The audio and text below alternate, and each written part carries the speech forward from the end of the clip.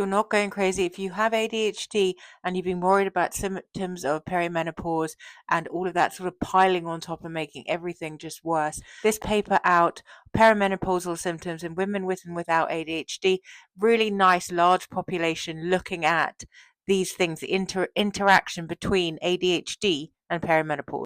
ADHD symptoms sometimes get worse, and the symptoms of premenstrual syndrome are worse in people with ADHD. So there's this interaction that we know there's a link between hormonal fluctuations and symptoms of ADHD, and that might also be the case in perimenopause and menopause, as we have a reduction in estrogen that leads to exacerbated symptoms of ADHD, and I'll talk more about that. Before I go into the details, their findings show considerably higher symptom burden, including impairing psychological somatic symptoms in women with ADHD, so higher burden of perimenopause symptoms, and it's at a younger age. So at 35 to 39, there's a younger onset of perimenopause, or at least the symptoms reported for perimenopause, 10 years earlier than women without ADHD.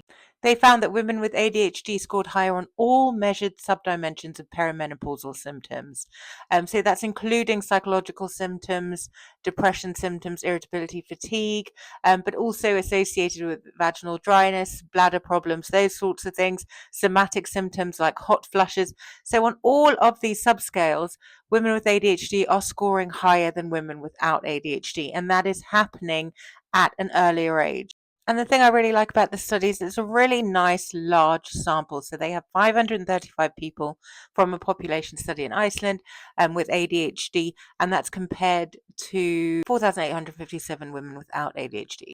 And the effect sizes are actually quite large. So they do see a very much bigger total higher burden of perimenopausal symptoms in women with ADHD compared to women without. Because sometimes some of these studies can be very small effect sizes that are overblown, but this is actually a really nice study that shows that, yes, women with ADHD have a more severe perimenopausal experience that might start earlier.